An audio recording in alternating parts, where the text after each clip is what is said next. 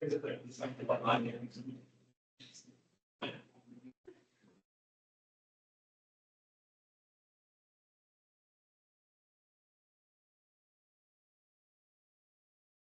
afternoon, ladies and gentlemen. Welcome to Newcastle Borough Council's Cabinet meeting. This is the first meeting since the sad loss of the Mayor, Barry Panter, the late Barry Panter, who died in a car crash a few weeks ago. So I'd like to ask members to stand and officers to stand for a minute's silence. Thank you.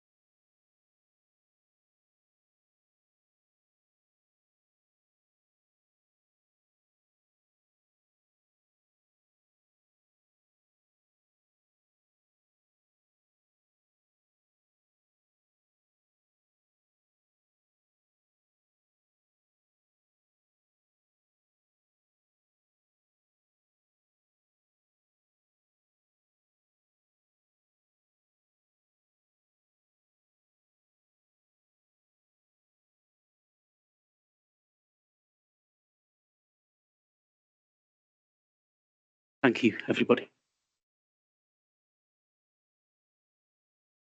We will be paying tribute to Barry at the council meeting tomorrow evening, where members will have an opportunity to say some words. But we'll move on now to our agenda.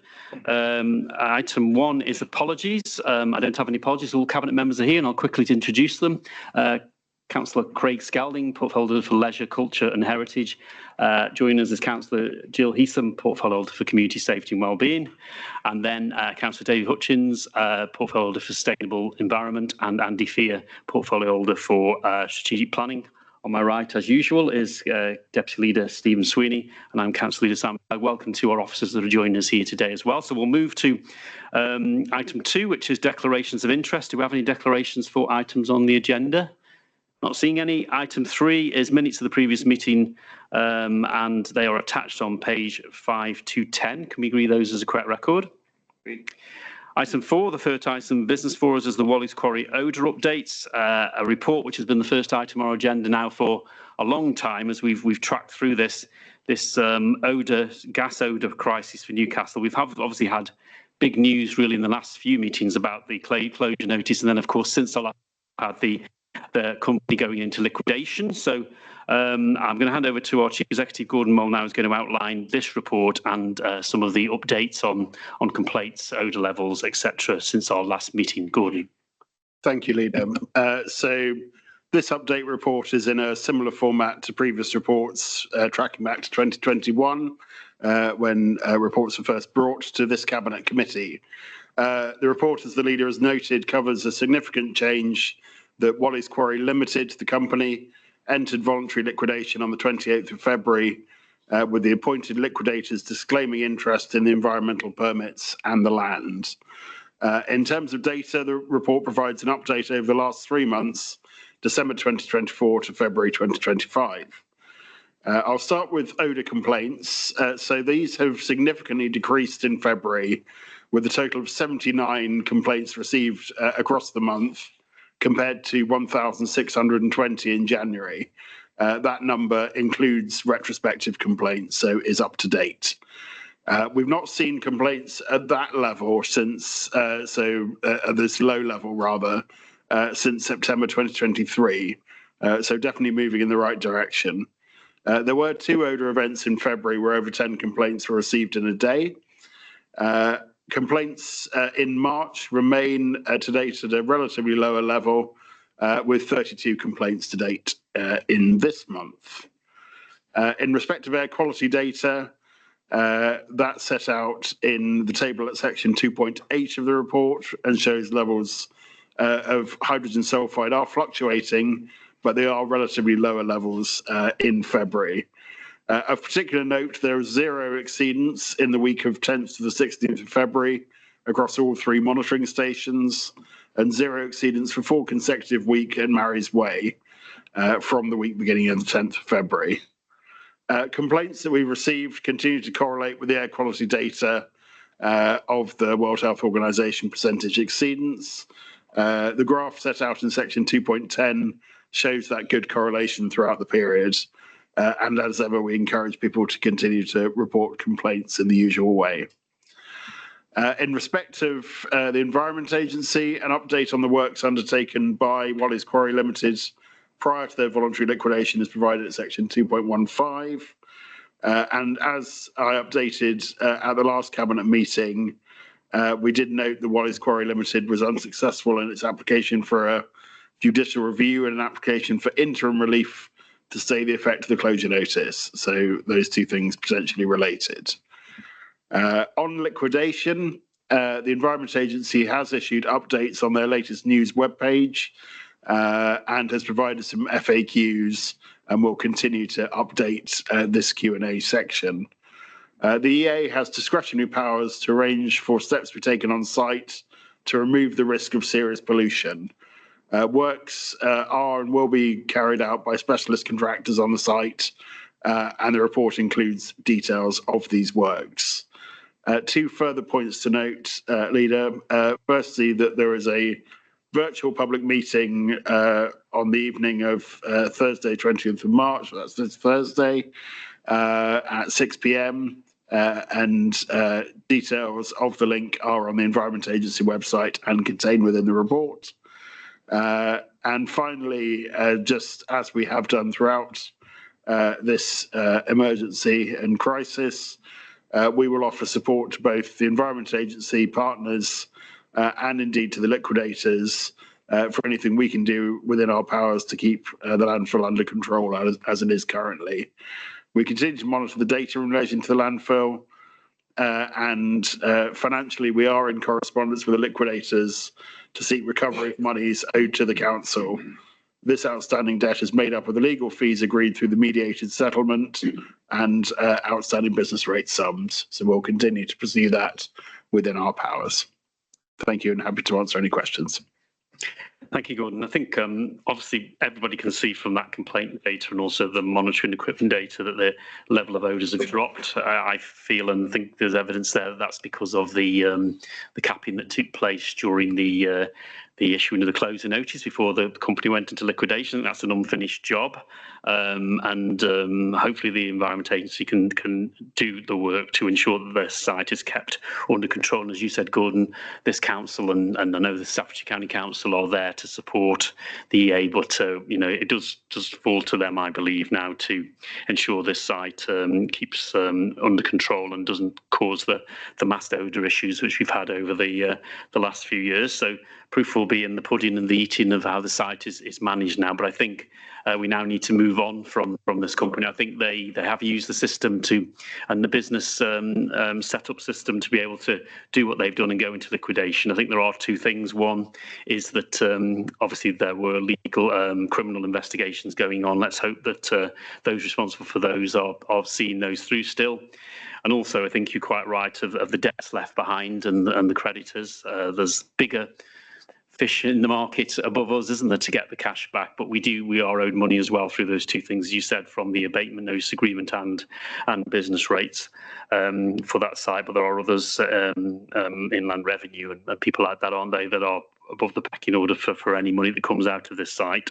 But for us, the priority is to ensure that this site doesn't become a problem again, and that this capping works, and then we end up with the full capping and restoration of the site. So that's going to be our goal, really, to aid the EA in doing that, and also to be there for our residents so they can still complain about any odours that come from the site. I think that's really key. We still need the public to do that and continue to do that for the record, so that we can continue to ensure that this is taken as a priority by the Environment Agency and the government, because I think in the end the government will have to step in and enable the funds available to carry out the restoration of this site, which is the long-term goal of ending this for the people of Newcastle and stopping the stink. Over to comments now. Go to Steve first. Yeah, thank you. Not much to add really from what you said. You can certainly, as we've been travelling around that part of the world recently, most days I've not smelt anything there at all. I went with Councillor Fear yesterday, drove past it. and I got a faint whiff. Councillor Fair couldn't smell anything at all.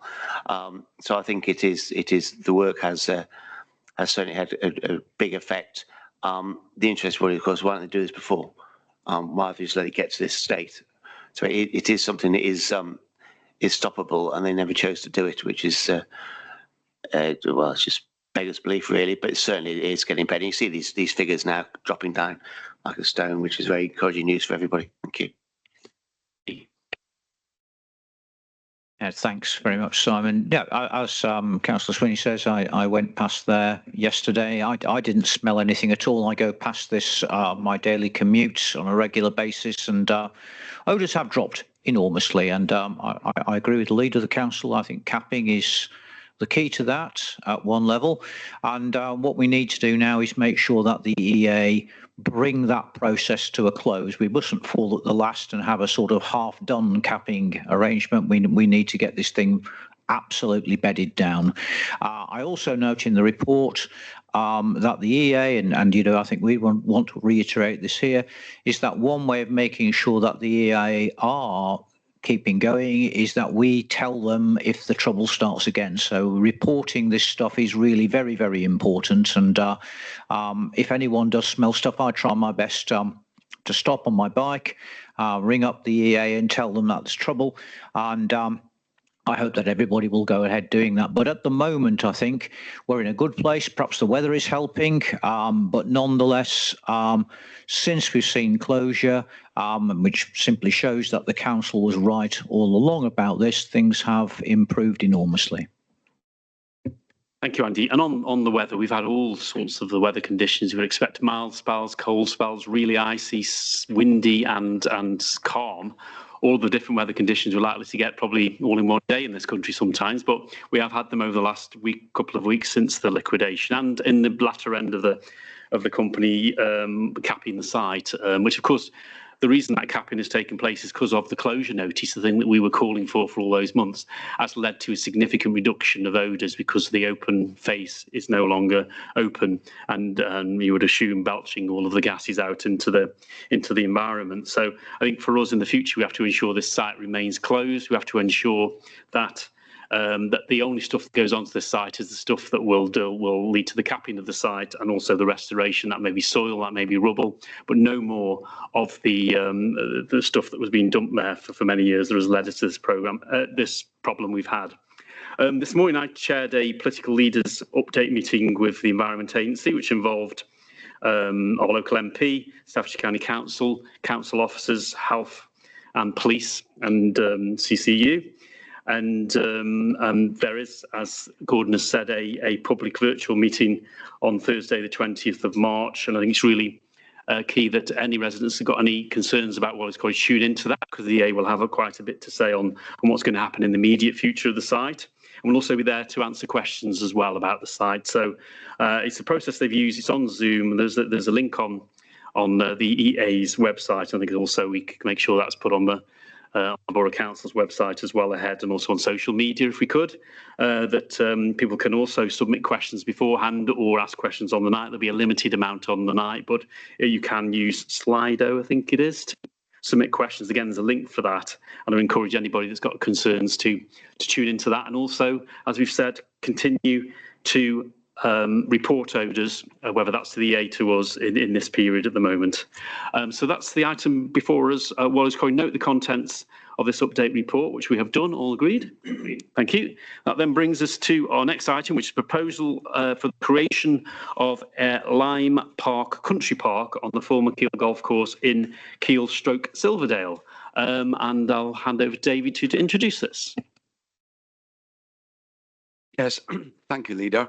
The purpose of this report is to outline the opportunity to create a countryside park on land at Keele for the benefit of our residents and visitors to our royal and ancient borough. Cabinet members, today we have an opportunity to create a new countryside park for the borough residents. It's an exciting piece of work and will help in protecting the borough's green spaces and the biodiversity infrastructure.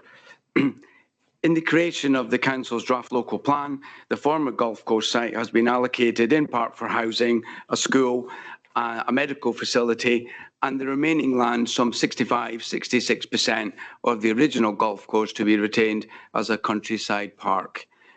In section 1.6 of the report, you can read the formal accreditation as a country park requires the following essential criteria.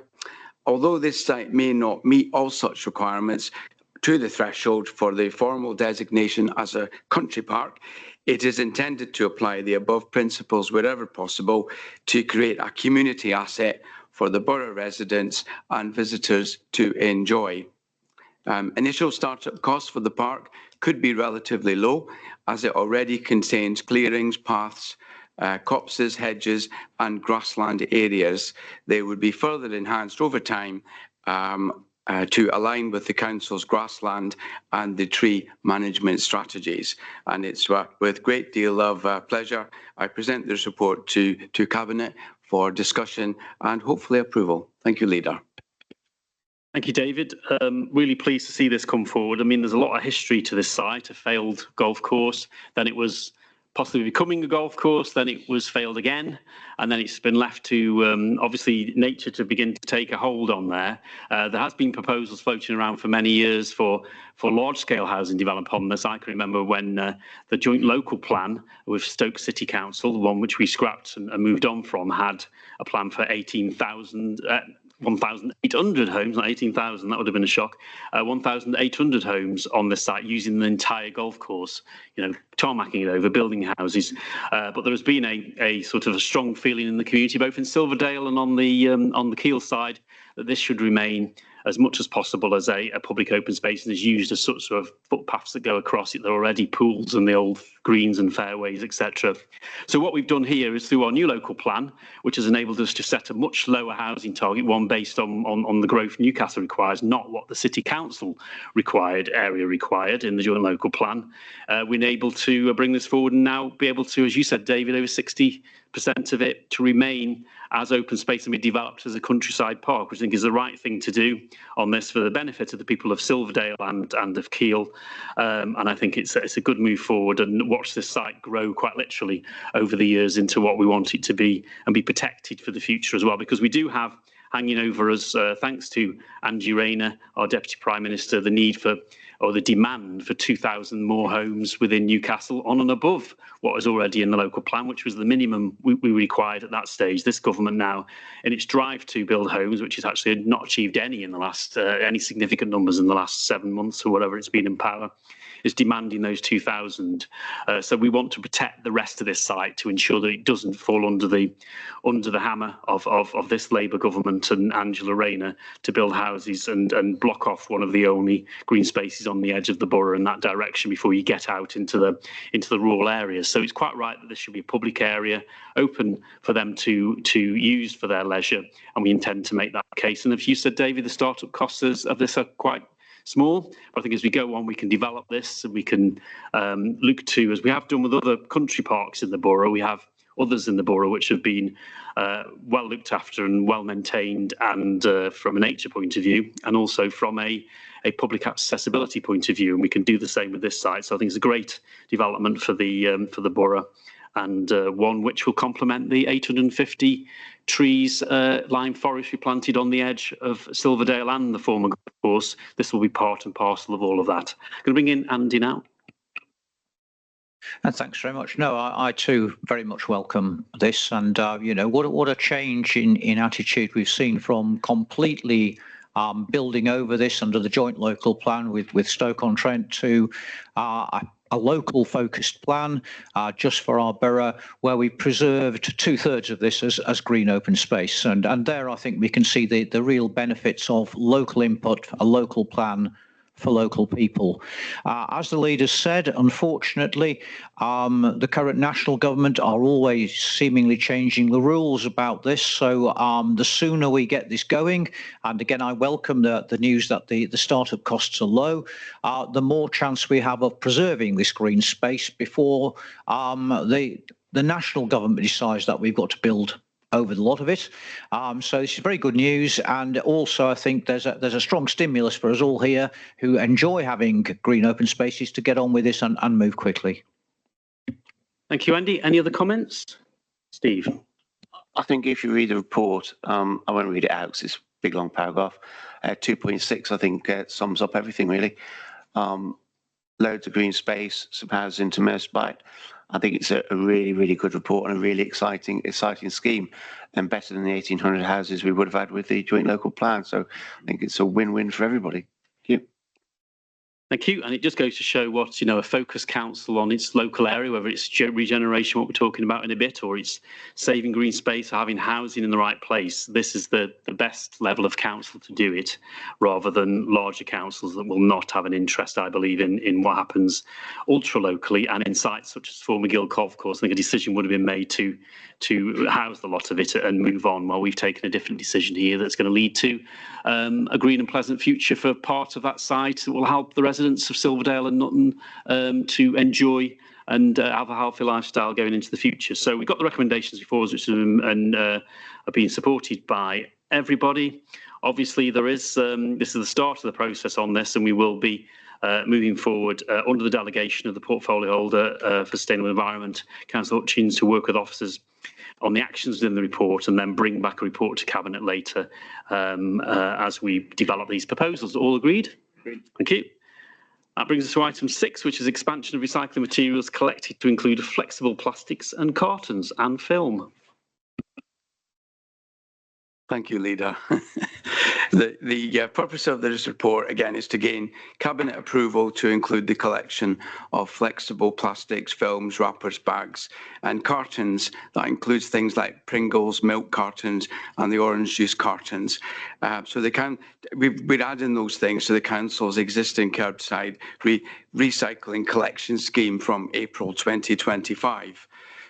So, our residents in Newcastle-under-Lyme will be able to recycle additional types of plastics and cartons at home 2 years ahead of the legal deadline.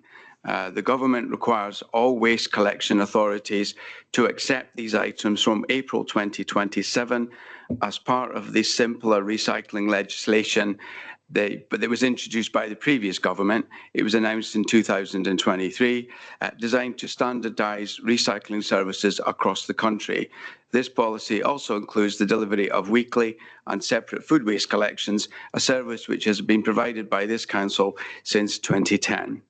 So the changes are being implemented in the borough with minimal financial impact. Information stickers, which you can see on page 47 of this report, an example, will be added to the list of all the blue bins, while the updated list of accepted materials will be available on the council website and promoted through its social media channels. So the Borough Council Recycling Service allows flexibility in accommodating extra materials. So with Cabinet approval, I recommend to press ahead with the collection of the flexible plastics and cartons 2 years early. Increasingly, what we collect is hugely beneficial in many ways. It will further boost recycling performance, place greater focus on using sustainable recycling methods to reprocess materials back into valuable commodities, shifting the emphasis away from the household rubbish bin, the grey bin, the residual bin, and it will contribute to lower carbon emissions and net zero objectives for the council and wider borough in our sustainable environment strategy. Ultimately, again, this report means we'll be fully compliant with the mandatory requirements very well ahead of time. I'll just pass that over to you now. Thanks very much, Leader. Thank you, David. Yes, support this. I think we were, I was around when we brought in the food waste. It wasn't universally supported by political groups in this council. It was by the Conservative group because we wanted a weekly collection of taking away the smelly stuff that would have been left in the bins for 2 weeks when it went to the fortnightly bin collections back then. And of course now all councils have been asked to go in this direction. And I think it's we've got a system that works. We've got one which has got reasonably good take up without having any national exposure for it. We will have that now, so hopefully our participation levels will rise. It's just disappointing, I think, to note that councils across the country have had quite a bit of money to set this up, and Newcastle is not getting very much at all, even though we don't provide a service to flats and we want to roll that out to that. So I know you've wrote to the previous MP and our present MP. Did you have a response from the present MP yet? No, not yet, Leader. I think it's a point that needs to be made that we've, this council and our taxpayers have implemented this service for a number of years, but other councils that haven't are now being bailed out to meet the government's and the previous government actually's requirement for food waste collections, and we aren't getting anything like the amount of money we would get. So I wonder if you could write again to our local MP to ask him to take up that case, David. Are you willing to do that? Yes, I'll do that later today. Okay, thank you. So I think really good that we're expanding the types of plastics. I mean, that's something which has always been raised by people, isn't it? What do I do with those microwavable thingies and the other thingies we have, calling them thingies? And then, of course, I added film, didn't I, to the title when I read it out. And it's not your old movies you're recycling now, or anything, or your DVDs. It's actually that stuff that is on top of everything, which just goes back into your normal bin. Well, now it's going to be recycled along with all the other plastics. So I think it's a great step forward, and it's something we should really publicise, and we have done with a release about this. I think we need to, on social media, really press that this is now, from when it starts, to our residents, that they're going to get a service they've been asking for when it comes to plastic, and common sense as well. Let's recycle all the plastic materials we can that are going in through people's waste streams, and that we will begin to do that here in Newcastle. We'll be the first to do it again, I believe, in Staffordshire, just as we were the first to bring in the separate food waste collections. So we are a leader in this field and have been for a while, and that's down to you, David, now, and down to Trevor Johnson previously as our portfolio holder from 2017, when we inherited an awful recycling system of boxes and bags and all sorts of things, which was really hated and despised by residents. Now we've got a system which is showing we can recycle. Our recycling rates are rising, and also now the amount of material we recycle is increasing as well to take in all of the different plastics. So really pleased about this. Any comments from Cabinet members? Jill? Yeah, I welcome this. I mean, our residents are pretty good. That's my general understanding and feeling, that they're really on side with the recycling. And I think it's anything that encourages to recycle as much as we can, so there's less general waste, has got to be welcomed. Anybody else? Steve? Yeah, I think our recycling is something we should be justifiably proud of. The system. I mean, I get virtually no complaints from residents about it. I think it's something that we should, we should be proud of. We should shout from the rooftops, really, what a good system we've got, and this just makes it better. Thank you. Okay. And I think we do strive to get even better, don't we? And this is part of that, I think. And I'm sure Andrews, who's our sort of officer in charge of this area of the council, will pass that on to our staff, the guys that get up, first thing in the morning to go out and collect all of these materials and food waste, etc.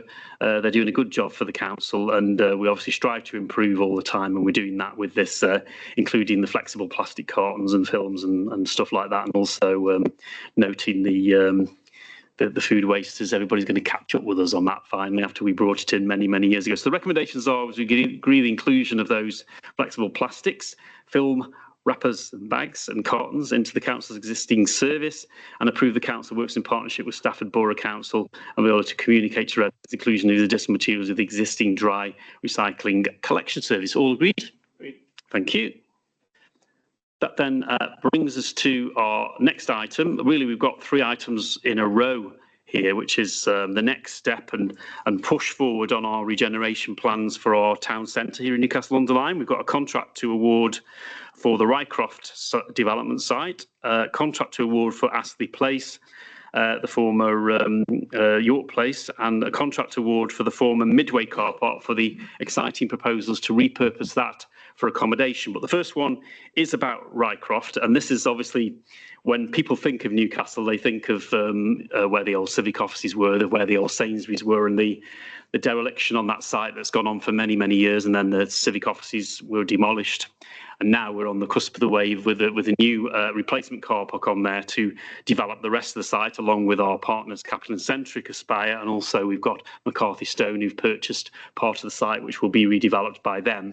So we're taking forward here a site which has been neglected for a long time, has had failed projects on it that have fallen apart in the past. When we came into governing this council in late 2017, the project, former one for retail on that site, had more or less collapsed. So we had to put that one to bed and then think of other options, and demolishing the civic offices to clear the site, and then using that historic government investment of up to £34 million to enable us to start these projects. But this is going to obviously be the council that is going to fund this in the short term to enable this development on Rycroft to take place, and then Capital and Centric have an arrangement where they take it on after.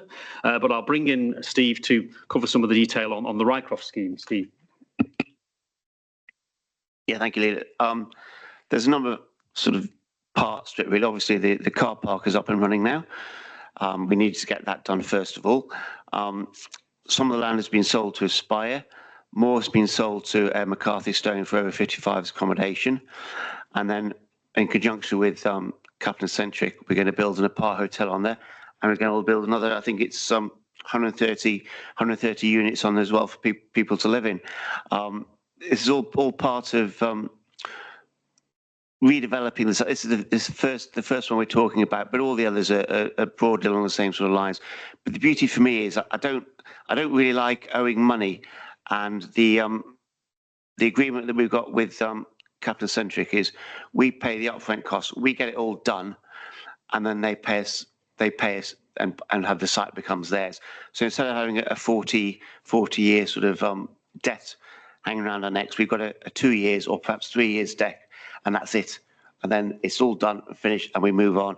And I think it's an excellent way we've got it, and I'm really happy with it. And I think the next time we talk about this, it'll be almost handing keys over to people to move into the accommodation. This is the last stage. This is getting on the ground and building the things. This is cranes, big cranes in the town centre, and I think it's really exciting. And this is the sign now we'll see the delivery. Thank you, Steve. Are we up for comments from Cabinet members on the Rycroft plans? Obviously, still got to come to planning, obviously, to get permission for all three of these schemes. That's coming later. And we also will be taking this to full council for the final decision because of the size of the investment. But I think it's an investment we need to make, and it's one which in the news at the moment is of councils may not be continuing in a number of years' time. Then we've got to get on and do the business here in Newcastle for the development that we want for Newcastle Town Centre. Been planning right since we got that in a historic government investment from the last government of town deals and Future High Street Fund and levelling up money. I think what I want to show is that in Newcastle we're delivering on that levelling up, and that is what we're doing in our town centre.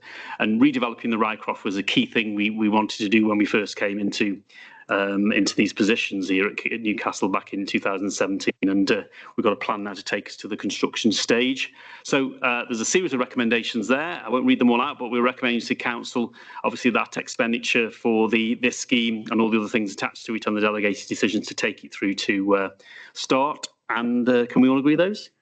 Thank you.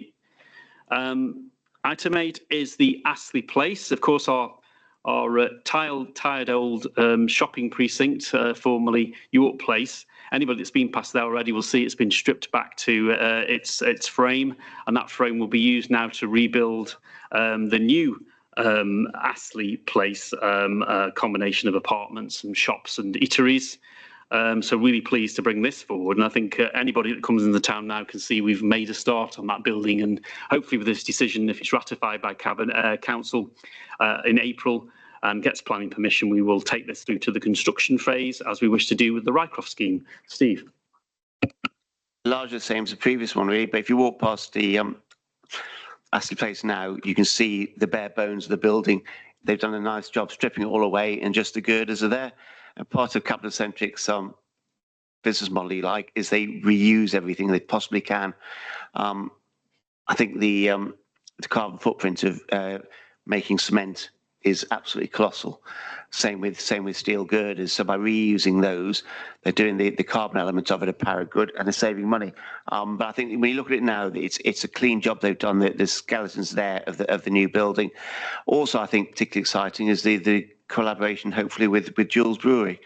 I'm quite partial to the pint of Slumbering Monk myself, and Jules Brewery, they wanted to build a subterranean what's the place called? Entertainment space, music venue under there, which is quite exciting as well. And I'm looking forward. This is another stage. It's the second one along now, and again, it's the same funding principle. We pay to build it, and then we sell it back to Capital Centric, and they clear our debt for us. So it's debt for a couple of years rather than 40 years. Thank you. Any comments on the Astley Place development from Cabinet members? Okay, we've got the recommendations before us again to refer to full council for that expenditure, and then other recommendations relating to getting on and doing the job of bringing this forward, which I think is going to be a key development for the town, bringing in that mixed use, and of course the music venue hopefully will come off right next to the side of the Bull's Head, which I think will be quite a go-to venue in the suffered over the years, but a lovely, one of the oldest buildings in Newcastle, not the oldest, but one of them, which I think has got a bright future in these proposals. And if you look at the planning application, look at some of the developments, particularly the town square almost that's being created in the place that's being created in the middle, it's really something which will be an asset to the borough and the town. Let's hope we can get some of the retail units in there with some good retail as well at the bottom, as well as businesses and eateries, etc. So recommendations before us, all agreed? Thank you. That brings us to the last item on the regeneration slot, which is the Midway car park. Obviously, opening of the Newcastle car park was always intended to be the replacement for the Midway. It's a smaller car park as well to meet the needs of the town centre on that side of town, particularly with the new developments that are coming in. But that leaves the Midway now ripe for development. And as we've said before at Cabinet, when we've taken items through scoping out what Midway would be, it's going to be converted for accommodation, again using the existing frame, again using capital and centric on a quite innovative development, which I saw a video posted on social media by Tim from Capital and Centric when he had a bit of a walk around the Midway and really sort of promote what he was trying to do. He got hundreds of likes and many comments, and a lot of people saying, what are you actually trying to achieve? That's actually really outside the box. Can we come and have a look? So I think it's something which will be unique to Newcastle for the time being, and maybe a blueprint that's followed elsewhere, but it'll bring in a building, again, as Stephen said, not rebuilding from scratch using all that carbon. All that carbon is already tied up in the building. So why sort of create a new building? Let's work with the building we've got. And that will again come to planning. It will come to full council for the final sign off again in April. But again, a really good scheme, one of the three brilliant schemes that has come out of that previous government's investment that we've taken forward as a local council, working for our local people to get the results we want for our town centre. Steve, Midway. Yeah, the three schemes, as I say every time, it's the Midway one that really excites me the most, really. I genuinely believe that across the country, there's hundreds of towns with 1960s, 70s awful concrete car parks, and Capital Centric's plans for remodeling this, putting the apartments in. It's another 120 odd apartments, I think. If it's anywhere near as good as I think it's going to be, I do generally believe that every authority in the country will come to look at Newcastle and come to have a look at this and think, oh my word, is that what you can do with an old car park? What a great idea. Now, we were at the LJ conference a few months ago, and Tim, that the leader was just on about, he had local authorities hanging off him to listen to what he said. You couldn't get anywhere near him. He was absolutely fully booked all the time, with people really excited about their capital centric ideas. And I think it's absolutely going to be brilliant. I'm totally supportive. I think of the three schemes, I think the Midway car park is the one that I think, oh my word, it's going to be good. Thank you. It takes a lot to get Steve Deputy Leader excited, but I think he's excited by that, and I think he's got quite right to be. I think these three sites taken together, along with other things we've done in the town centre already on regeneration. We've got Keelan Town open, the Astley Centre, the rejigged market is coming to completion soon with the screen at the bottom for events, and the new market arrangements as well, which I saw in use for the first time at the last artisan market, and you can really see the vision behind creating that lovely market space at the bottom. Hopefully that'll be more and more used over the next few years as we have our events markets and our weekly markets gain traction and stuff. So I think it's great news for our town centre, great news for the businesses existing in the town centre and new ones that will come in. People living and working around the town centre is what we've been trying to achieve, and each of these developments helps us to do that as well. So again, recommendations are before us there. Obviously, full council will have the final say in April, but do we all agree? Okay, excellent. That brings us then to item 10, which is the UK Share Prosperity Fund 25-26, and this is about the latest allocation from the UK Share Prosperity Fund, which we're going to use for the borough. I must say, though, this is a reduction in what was previously received from the previous government. So, we were always criticised for Tory cuts. Well, I think this is, again, a Labour cut here from what we were having previously. We've got 1.5 million in funding for the next 12 months, which is less than we were going to be having, I feel.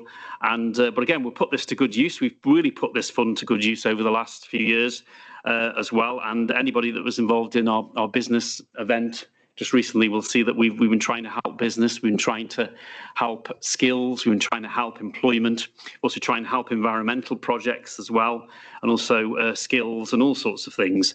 And this fund will enable us to do that as well as we move forward.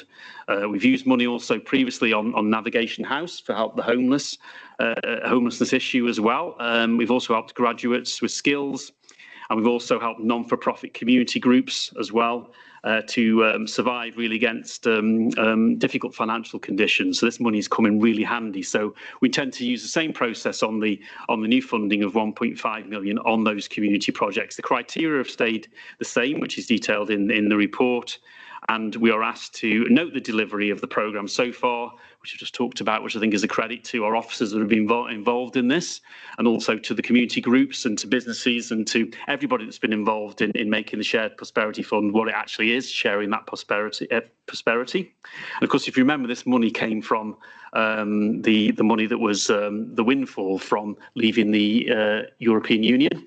It was the money that would have been sent to the EU and would have had a small percentage of it back. Well, we've actually been able in this country now to spend all of that money through the Shared Prosperity Fund on local projects. We would never have seen that money previously. So we continue to support the board and support the delivery of the intervention. We have a board of this to ensure that the projects meet the criteria, and then those that have had the funding ensure that that funding is spent as per the application. And we authorise to the deputy leader and town centre, Steve, basically, next to me, to enter into the grant agreement with the government, deliver the amendments as necessary, as required, and award the contracts to get this funding out the door so it can make the massive impact which the original fund make, and then also receive further updates on the availability of future investment through the Shared Prosperity Fund and programmes announced by the government. So really good that we've got some money, not as much as we've had previously, but we will make the best use of it for our borough. Open it up to comments or questions. Steve. The bit I was going to say, you said about the EU. This is one of the bonuses of leaving the European Union, because normally we'd have given this money over to Brussels or whatever. They would have taken their chunk off it and given us some back, and we would have said, "Oh, thank you very much, Mr. Brussels. Thank you for giving us our money back, less a bit." But now this system, now it comes straight to us. That's where this money's come from, and I'm totally supportive of it. Thank you. Okay, Craig. Thank you, Leader. Yeah, I really welcome these recommendations. It is such a pity that it's such a quite vastly reduced amount that we're getting this time. But it's worth noting on that topic that the project under the project names of previous projects that we have benefited from this, the Newcastle 850th anniversary wouldn't have been what it was without this funding. There are things on my local ward as well. Well, the Brampton as well. The Brampton Museums receive funding, will continue to do so in the next phase of this. The Kids Grove Workshop, Clough Hall Park enhancements, that's due to begin. That's going to be driven over the next few months. And this is something that in my ward, a lot of residents always felt like they were the left behind park under previous administrations. And it's nice to see some money going into green spaces again, like David with the Lyme Park, Country Park as well. It shows that this administration, we're driving to help not only stop development on green spaces, but to preserve the ones that we already have existing. And this funding has gone a long way to doing that for Clough Hall Park. And I think the emphasis on the amount of value that we've got out of this money previously, I think it goes a long way to show how hard the officers have worked on this. And I'd like to thank them for that. And hope they continue to get the same value in the future as well. Thank you. Craig, and I think you pointed out there the borough-wide sort of a benefit of this as well, not just on one area or two areas. The whole borough has benefited from this, and we'll make sure through the new tranche of money that continues and is spread around and gets the biggest benefit. So recommendations before us, all agreed? Agreed. Thank you. That brings us then to item 11, which is the forward plan. We'll go through that. The March meeting, which we're here today, we've got all those items covered. Our next meeting is on the 6th of May. We've got Football Foundation, Home Advantage Programme, Wally's Quarry update, carbon capture sites update, and also irrecoverable items.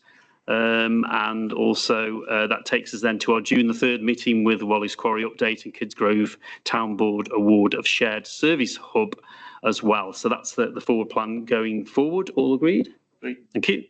That then brings us then to urgent items. Item 12, I don't have any urgent items. I've had no requests to speak for councillors or the public, but we do have a confidential item. So I will move item 13, disclosure of exempt information, to resolve that the public be excluded from the meeting during the consideration of the following reports, because it is likely that there will be a disclosure of exempt information as defined in paragraph part 1 of schedule 2 as amended of the Local Government Act 1972. All agreed? Okay, we will then shut off the web.